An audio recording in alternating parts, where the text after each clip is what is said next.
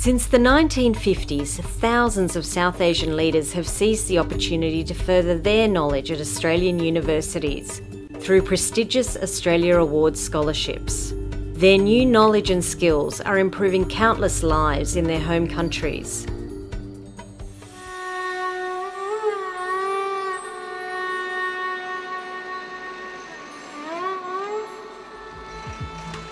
In the country famous for gross national happiness, having dedicated forensic experts investigate a crime scene was, until fairly recently, unheard of. Today, the Thimphu Police Station Forensic Unit is out in full force to find evidence about who stole this taxi at gunpoint. This is one of the units set up in each of the country's 36 police stations. They, like the other units, have been trained and equipped to properly collect, handle and transport forensic evidence. This is largely thanks to the initiative and drive of Major Lobsang, the head of forensics at the Royal Bhutan Police Force. I had a fascination for forensic services, and I was a bit interested in how science was being used in delivery of justice.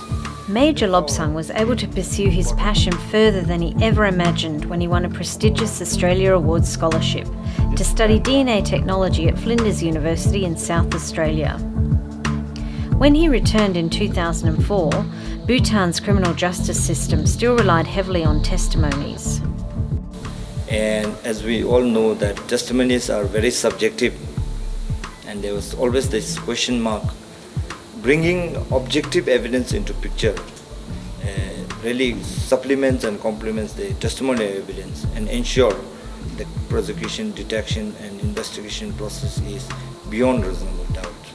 So we set off with starting off forensic services units in each and every police station, and subsequently we also built capacity of over 50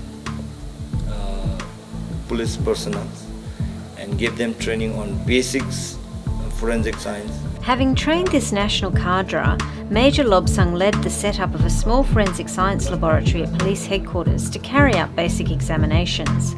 But for more complicated analysis, evidence has to be sent abroad. During the investigation of a recent murder case, Major Lobsang's lasting connections with Australia meant that evidence was rapidly analysed at the Forensic Science Centre in South Australia.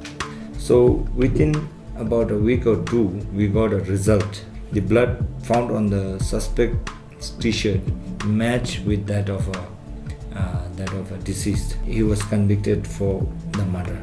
Often, though, evidence sent abroad takes months to be processed, holding up serious legal proceedings in Bhutan. Having seen the value of a dedicated forensic service, the government is now committed to building Bhutan's first national forensic science laboratory.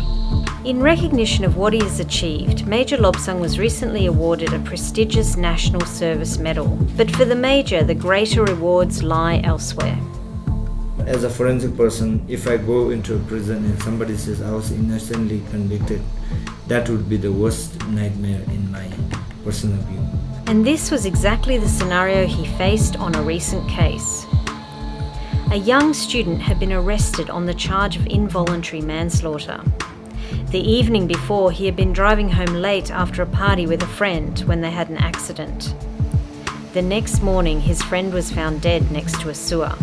The tangible evidence revealed that the two had parted company, and later one had slipped and fallen into the sewer, where he tragically died in the early hours of the morning. The student held in custody was acquitted and is now back at college.